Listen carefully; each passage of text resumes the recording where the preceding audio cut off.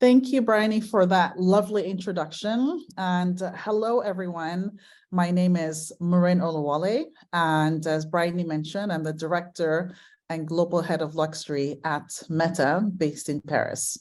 I'm really excited to be here with you today to not only share insights in terms of how to approach your brand development and business strategy thanks to Meta Solutions, but provide insights notably as far as marketing, as far as creativity and innovation, and how these levers can be used to support your overall business and brand goals.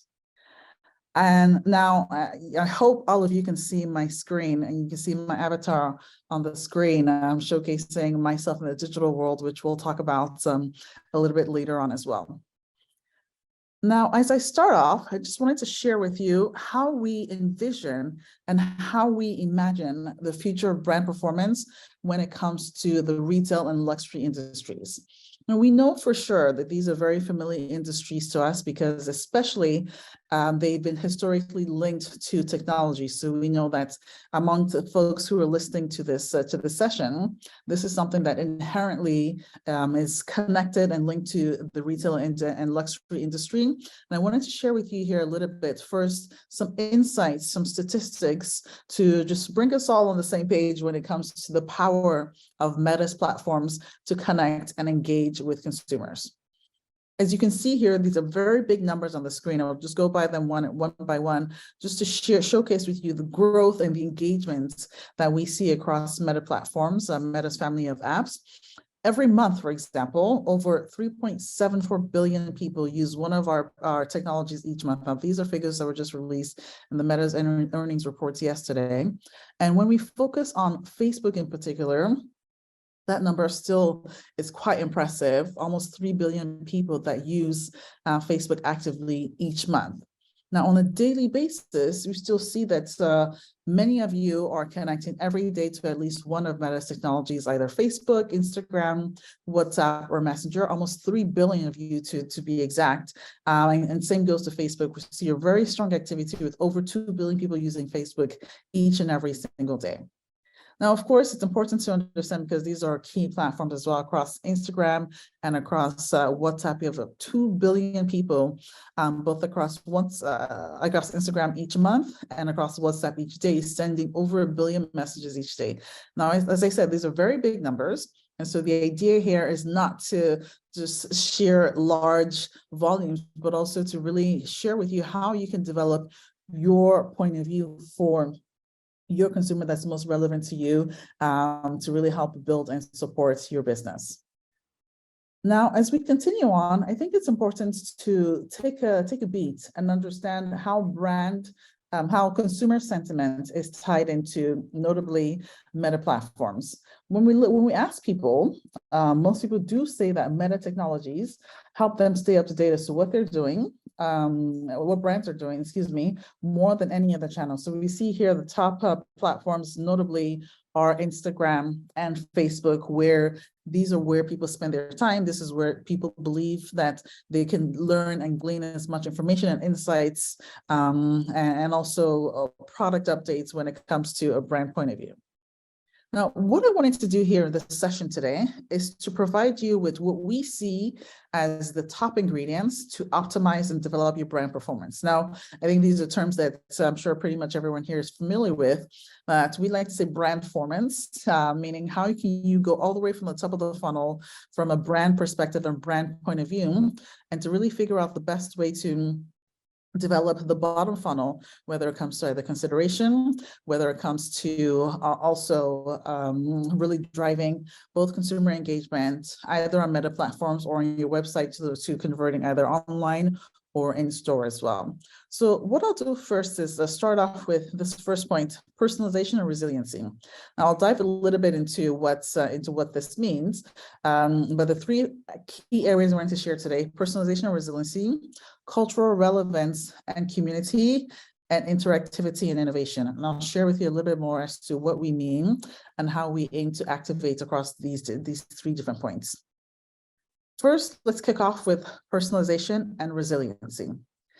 I think that there are a number of different aspects. There's a logical preference from a consumer point of view, where consumers do appreciate and do prefer even a personalized relationship or even a personalized shopping experiences from a brand point of view. Now, according to a survey that Meta ran with Ipsos, they found that luxury shoppers actually, not only do they want this personalized shopping experiences, where they can have relevant product recommendations or even promotions. And this is 70% of consumers who prefer this. And they really want to make sure that these recommendations are also based on their own shopping preferences and even based on their location. So there's already a very clear desire here from a consumer point of view. And this applies both in store as well as online, to the point where 81% of shoppers share that they're actually likely to revisit a store, especially if that store orders product customization or even provides recommendations that's based on their activity online. So there you see that there is a very strong link, there's a very strong preference, especially when it comes to omnichannel behavior from a consumer point of view, luxury or fashion shopper point of view. And then on the next aspect is really thinking about how this can actually be a business driver. What does this mean? When brands integrate personalization into their product offering, by either via in-store product recommendations or customizations, this gives them a competitive edge versus their competitors, meaning consumers are more likely to choose to shop with them because of this offering that they have across personalization. So this is really the best way to build a very intimate and a very direct relationship from a brand point of view with consumers as well. Now, to continue on, how do you translate that personalization into online and digital platforms? What's really important, and which is actually the force of Meta's platforms, is the strength of our artificial intelligence tools.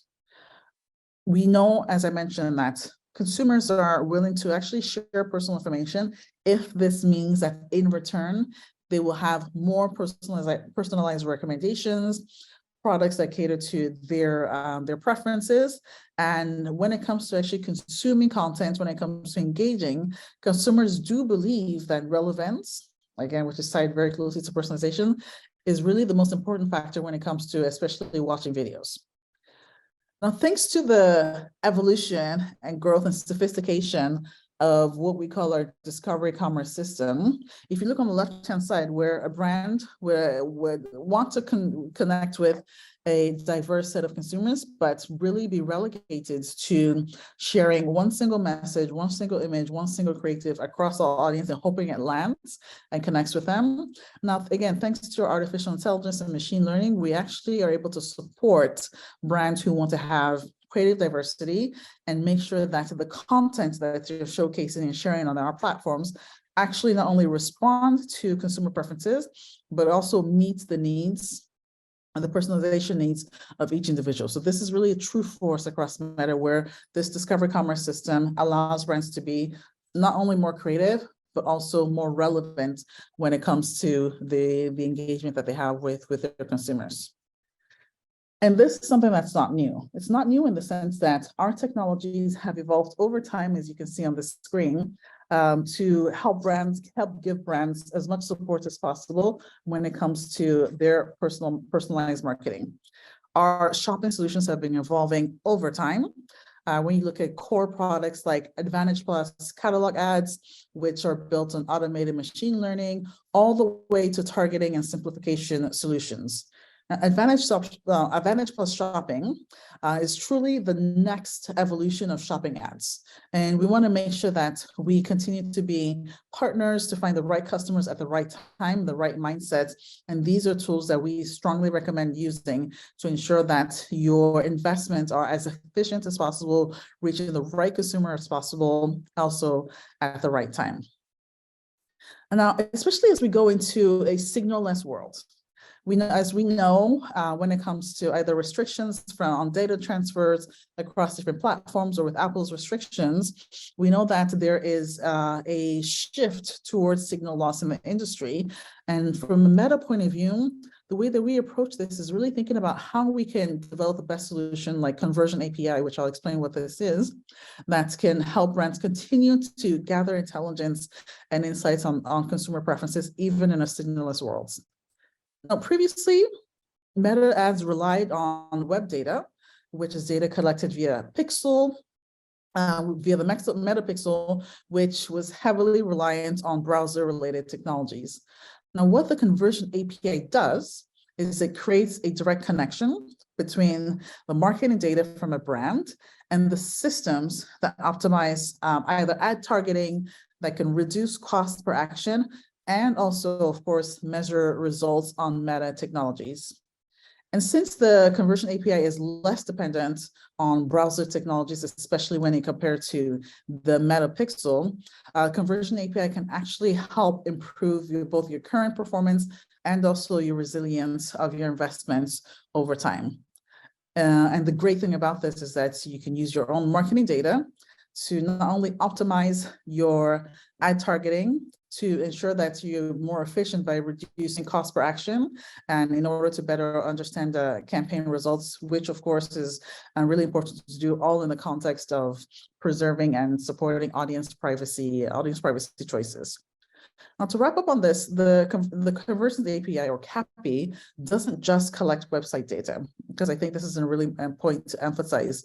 As brands, you can send marketing data across different channels from the web, from app, and even from offline about consumer interactions and behaviors. So you can really focus on the data that's most relevant to your business goals and objectives. And the results are clear. If you look at conversion events that are tracked via CAPI versus the Meta Pixel, we have plus 14.9% increase in terms of conversion events. So you can really truly track the impact of your investments. And also from an efficiency point of view, we have a lower cost per acquisition at minus 12.9% that we view generally. So this allows us to better identify and associate conversions with CAPI based on real data, because we know that when it comes to attribution by cookies is more risky, especially as this point of view evolves. And I think it's important to wrap this aspect up by sharing that machine learning really is the core when it comes to performance. And so the way that Meta approaches this is to really look at effective campaign optimization and make sure that thanks to machine learning, we're able to optimize delivery. Personalization, we've talked about quite a bit over the past few minutes, and how you are able to have not just increased, but also more sophisticated personalization thanks to creative optimization that we just saw in previous slides. And lastly, allowing your campaigns to do more, to be able to not just prospect customers, but also have remarketing strategies all within the same campaign so you can have a more efficient strategy. And of course, our objective is to reduce costs by reducing cost per acquisition, but also making sure you have a stronger return on ad spend. And we see on average here, notably with Advantage Plus Shopping, at plus 32% when it comes to return on ad spend. So strongly encourage you to really look into how both Conversion API as well as Advantage Plus Shopping can be stronger tools for you to drive efficiency and also drive for stronger results and performance when it comes to your media campaigns. And now, of course, it's always good to share a case study. So we have Rimowa, who's, of course, the globally known luxury luggage company. Their objective with Rimowa is really to look at how they can both have a privacy-friendly solution to measure online conversions and also improve future campaign performance. So in working with the agencies, so the agency 55 and of course Meta's luxury team based in Paris, we really worked hand in hand to implement the CAPI or Conversions API across the different markets around the world. And we're able to very strongly measure the results, which we calculated by via the incremental conversions, meaning what is the additional level of conversion that Conversion API CAPI was able to contribute to Rimowa's results. Now, the results speak for themselves. When it comes to increased attribution of purchase events, you have a plus 13% increase, which is really quite efficient. And also when it comes to actions that consumers take, like adding to carts, we're better able to track these actions by an increase of 10% incrementally. And also when consumers are able to view content by plus 15%. So this gives a much stronger view for brands to understand how their investments are having an impact on the bottom line, especially when it comes to conversions.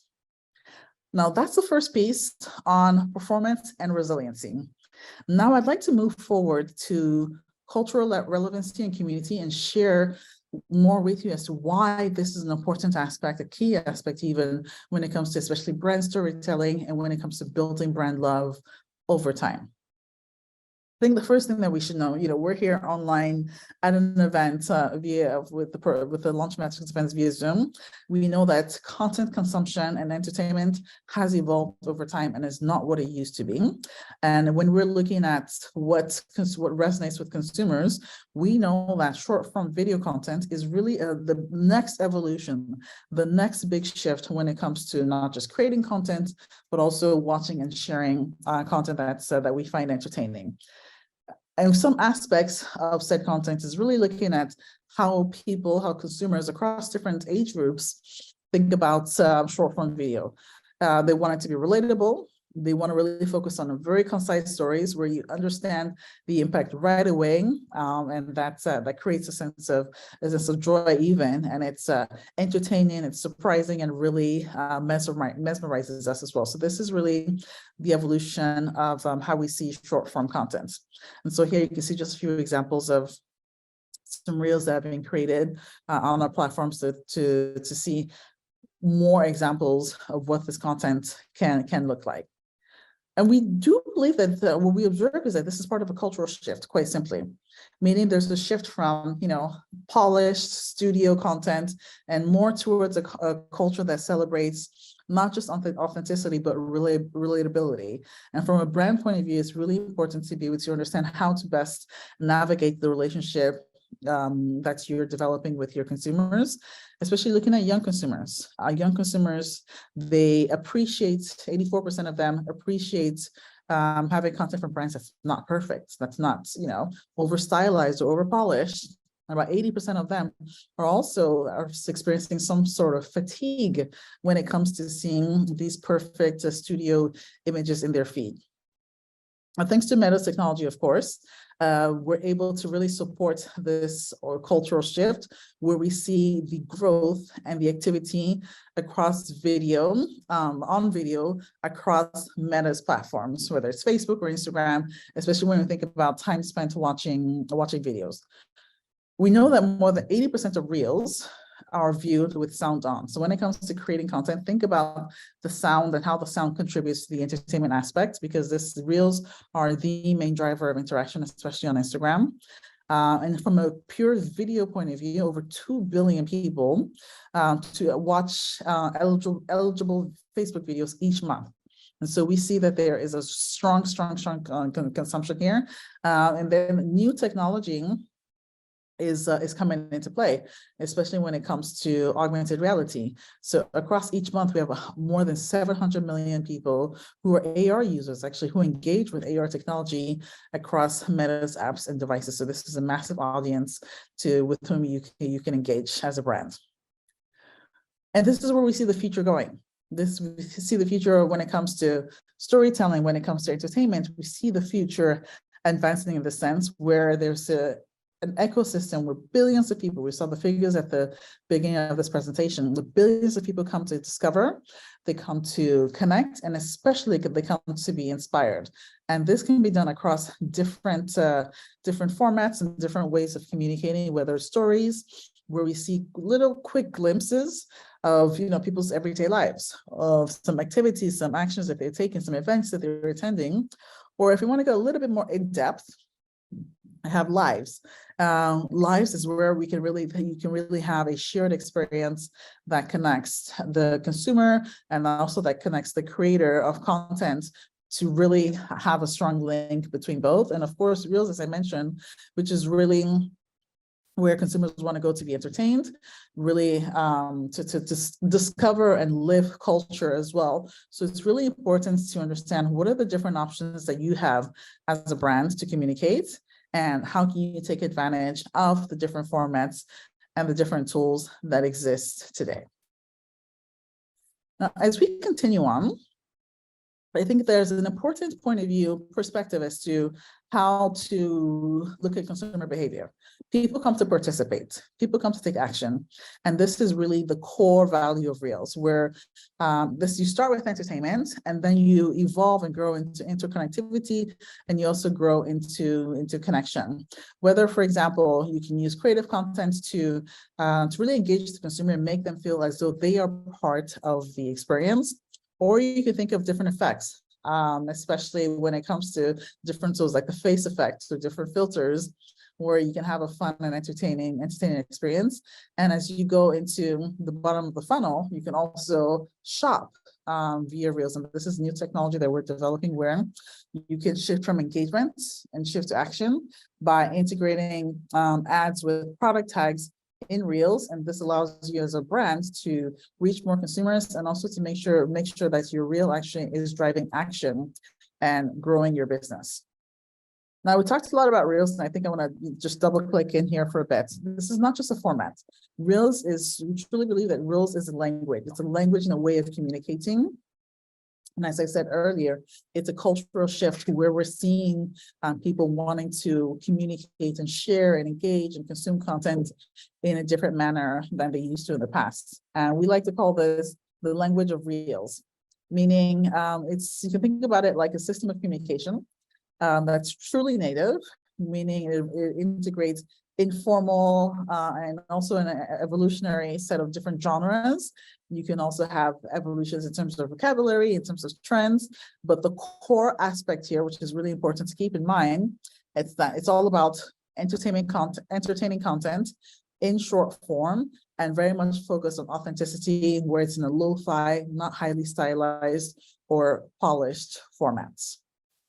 And as we dive deeper into the language of Reels, from a creative point of view, when you look at creative and business, Reels ads truly are the ideal solution to transfer a message, and also transform when it comes to driving sales. So when we compare business as usual content, business as usual creative strategy with an objective that's focused on conversion, we see that there is 88% additional probability to be able to win and drive that action from a consumer point of view.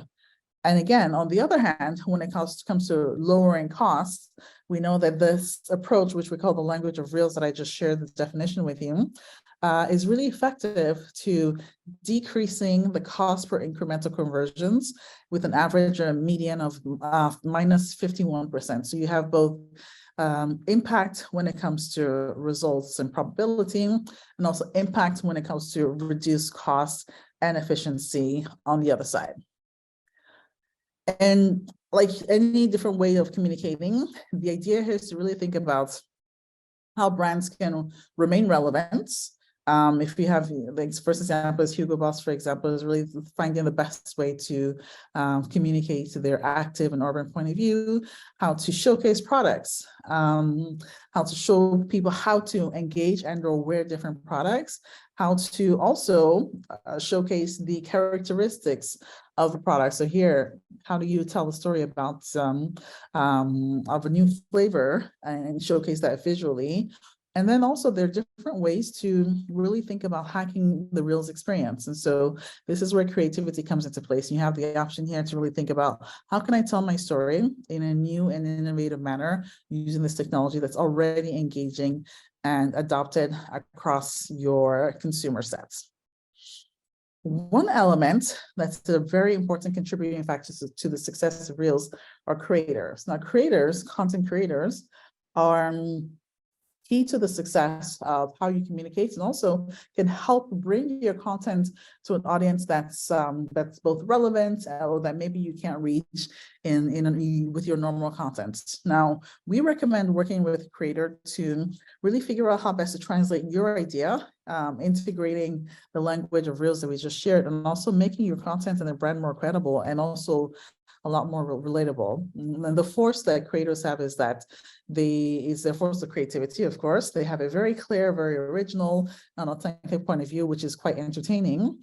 And then also from an authenticity aspect, the creators earn our trust, and they do so by sharing, by being relatable. And this is where you can gain credibility as a brand, especially in a context where it can be easy to be mistrustful with brands. And the consumer engagement is already present. We see that people spend time, in 2021, over 133 million minutes spent to create content across meta platforms. When you look at notably the millennial group, 18 to 34-year-olds, they trust what the creator says about a brand, even more so. 2/3 of them trust even more so what a creator says about a brand versus what the brand says about itself. So these are key insights to help you understand what the value can be of working with creators. And when you work with a creator, what's produced? Well, it's branded content. So this is content that's really uses a brand point of view, then also has a very authentic, like I said, way to present and develop the content, especially thanks to formats like Reels or even Stories. And branded content drives business value.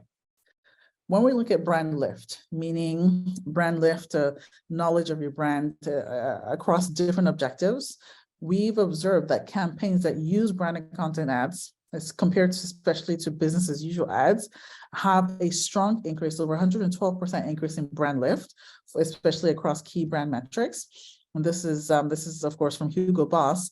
And then on the other side, when it comes to brand preference, we've also seen that branded content contributes to brand preference and also to the cost of positive opinions, especially when Hugo Boss did a collaboration between Boss and Russell Athletic. So there is business. This makes business sense because you engage creators, they share a creative point of view, they can express the DNA of your brand, and also you have strong results when it comes to both brand lift as well as lower funnel conversions. So I'm going to wrap up the second part, just sharing. So we talked about personalization and resiliency and also cultural innovation. And this third piece I wanted to also share was regarding really taking a step back as we build toward the future, interactivity and innovation. How can interactivity and innovation play a role in terms of your brand communication? First, let's talk about technology like augmented reality. We believe that this is the future, and this augmented reality can be a true contributing factor when it comes to this idea and this notion of immersive shopping. We are also already doing some tests to be able to see when it comes to augmented reality and not just using a filter, but also how can you integrate this into an ad format and create some, and we've developed AR ads on Instagram as a very first exploration of this test. And we truly believe in the impact that this can have, technology can have in your business. As technology grows and evolves, there's a very clear desire for more immersion. And this is where we're truly seeing that there's an impact to come. The increase of digital, the increase of also augmented reality technology are giving the opportunity to consumers to create new experiences and to actually build desire for what we call mixed reality, physical and tactile experiences across all different kinds of shopping experiences. And we know that this idea, this notion of immersive shopping contributes to the in-store experience of discovering a product and or trying a product. We want to really develop the future to ensure that this is accessible online and especially via mobile experiences. And the statistics show that there's also already a desire here. 68% of luxury shoppers do want an immersive experience. They want an experience that replicates notably the feeling of shopping in a physical store. And 2/3 also want to explore products using this new technology, which permits them to try out a product in a more realistic setting. So you really get a good feel for how this product can render either in your home space or in your personal space. And what's exciting here is this desire, this capability to have consumers actually share the content that is that they develop via augmented reality, in the sense that 2/3 of luxury shoppers, for example, they do think it's important to create, to share, and to consume entertaining content using new technologies like AR filters and AR effects. And also about 2/3 want to enhance their own real world footage thanks to this new technology, and also share that across their social media platforms. So there's already a consumer engagement that's well and present. As we think about product visualization, whether in store or online, AR technology really supports, for example, virtual try-ons of certain products like both clothing, accessories, and of course, makeup as well, both online as well as in store. There's a strong appeal across luxury shoppers. Or when it comes to projecting products, either projecting products into pictures that they already have and or videos that they take of themselves or someone else. There is a strong engagement here as well. And the last piece is to really think about how AR can enhance product details, whether it's details on an accessory, details on a piece of clothing. This can really be a very strong enhancing effect, both in the in-store as well as online experience. Now, we're all here, of course, this is a performance summit. And so the idea is, how do you drive and how you grow performance? AR ads are very strong contributors to performance and to the path to purchase.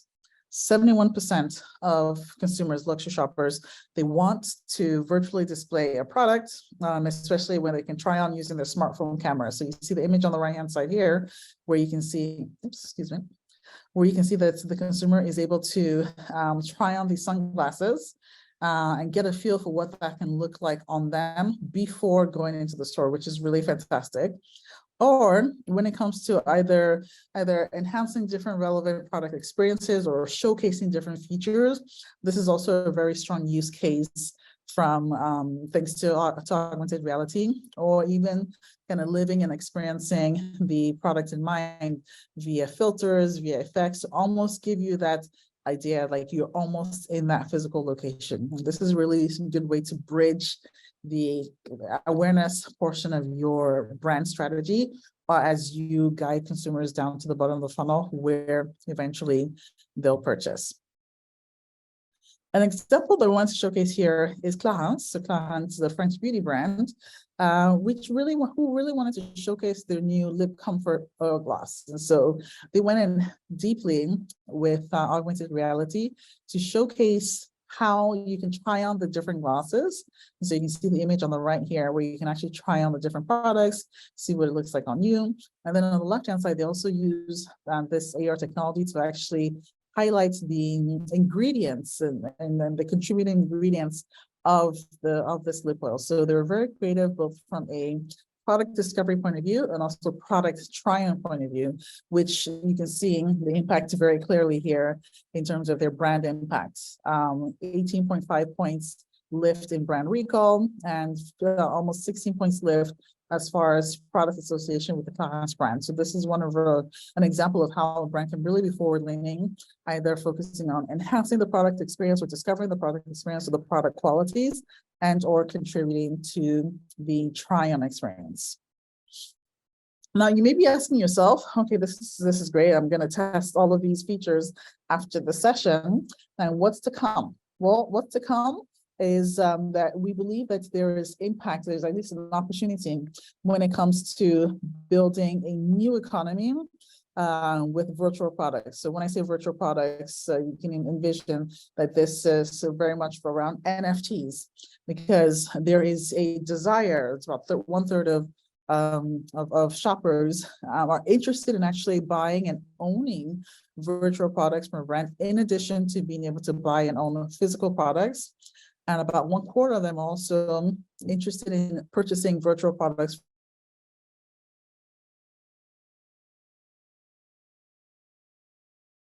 New economy can look like tomorrow, that's supported by digital collectibles and virtual products as well.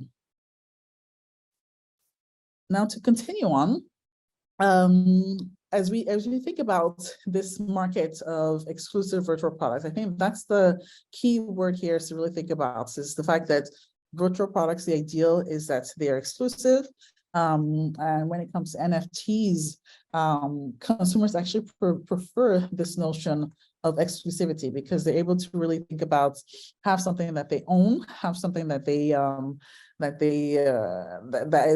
that gives them the experience of being a part of the brand experience. And so this notion of limited edition NFTs or digital collectibles are really the way of the future. And the last piece I'll just leave you with here regarding virtual reality and so we talked a lot about AR, augmented reality, and how to have this notion of mixed reality and enhancing your physical experience. Virtual reality, this is where you really have a true 360 immersive experience that can bring in a new view and new evolution into the world of shopping.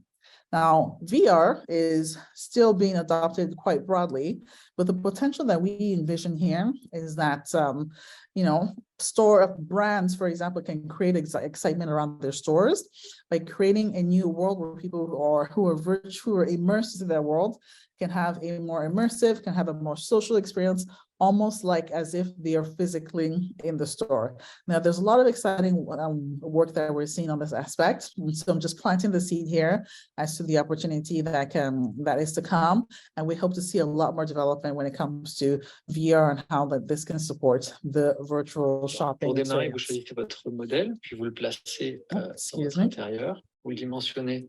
And now, as we close up this session, just wanted to share with you here,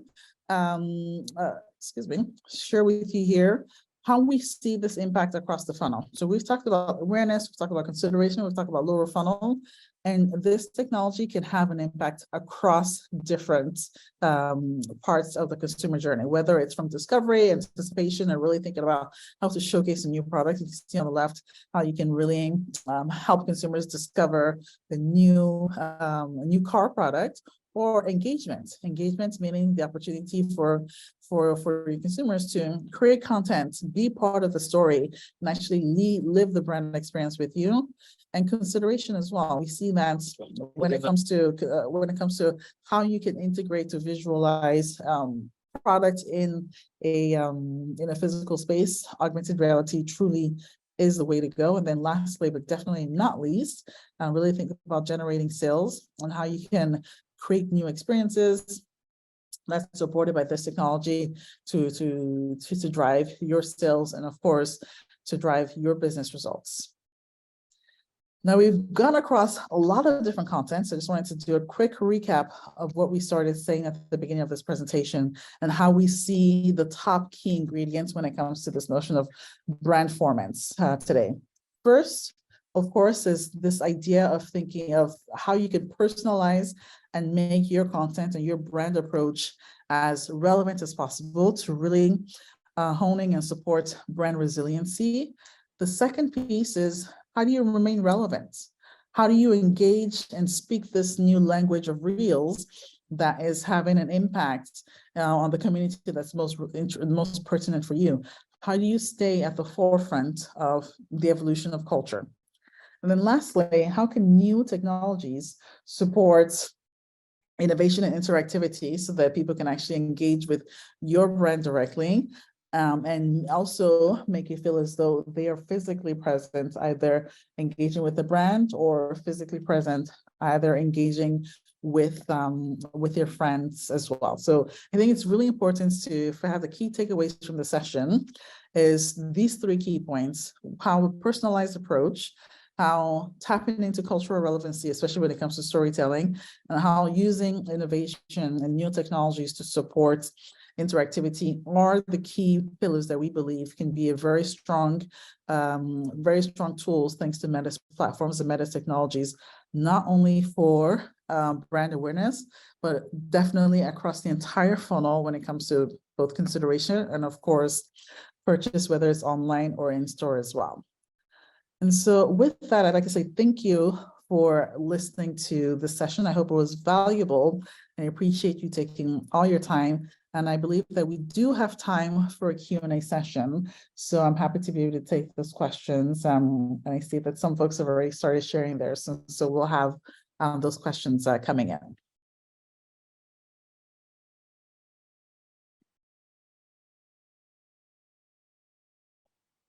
So I see the first question here, which I'll repeat so that everyone can see that.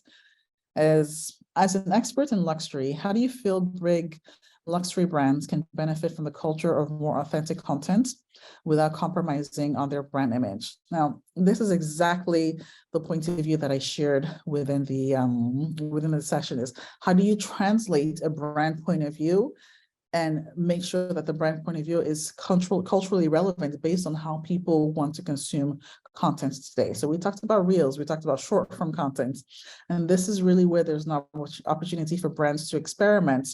Of course, brand codes are, tens and even hundreds of years old, and it's important to respect them. And so in working, for example, with Meta's creative teams, we can really figure out how best to translate these brand codes, these classic brand codes, into a more culturally relevant moment today, thanks to their ability to share content like reels, work with creators to be able to create branded content. So this is exactly what we share. So I appreciate the question, because this is where we see the biggest opportunity. And I'll continue on to the second question, is although we know that luxury brands do activations in the metaverse, it's not yet at the forefront of brands from a revenue point of view. When do you expect the metaverse to truly become part of our everyday life and the go-to place for consumers? This is a great question, and it's very relevant because, as we know, the metaverse is the step to the future when it comes to immersive technology. And I think it's also important to set expectations that the metaverse is going to take several years before we can really see development, before we can really see growth when it comes to this new technology. But that does not mean that there are not opportunities to test today. We saw some examples in the presentation when it comes, for example, to augmented reality, and how augmented reality, if you're shopping for a piece of furniture, for example, augmented reality can help you test drive this furniture in your home. And also, we've now launched Instagram augmented reality ads for people to be able to actually purchase when they've gone through this interactive AR experience. So the business solutions are definitely in development. We're seeing promising results, and we do believe that this is going to be the forefront of the future as to how the metaverse can not just be a technology to support engagement, but also a technology to support business objectives as well. Now, if I take the next question, is whether we see that beauty or fashion have more potential in AR versus other segments such as accessories. I think this is really the exciting aspect. We see that new technologies are developing. We saw some examples, of course, we saw some examples with Clarence, that where the brand was able to not just allow people to try on products, but also to also express the brand representation as well, thanks to the AR filter. And so this is a great opportunity. The technologies are being developed. It's becoming even more sophisticated almost on a daily basis. And this is where I think brands can really test in.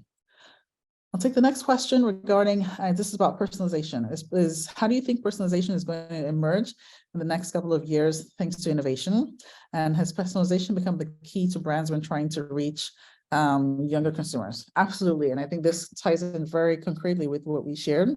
What I shared in the presentation is that personalization, consumers do prefer personalization. And thanks to innovation, thanks to machine learning, where you can already do personalized content, for example, where you have algorithms that are able to deliver content based on consumer preferences and behaviors. This is where we see the world going. Now, I just have 2 minutes. I just want to make sure I get to as many questions as possible. What are some tips to share for emerging brands wanting to work with creators? The first is to really first make sure that your brand objective is very clear and defined. And when it comes to working with creators, work with a creator who also aligns with your brand goals, whether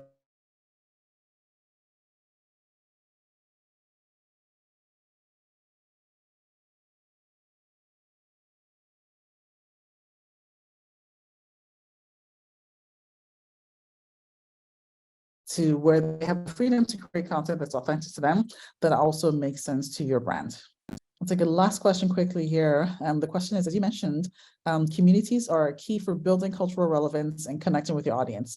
How can brands tap into communities, especially on social media?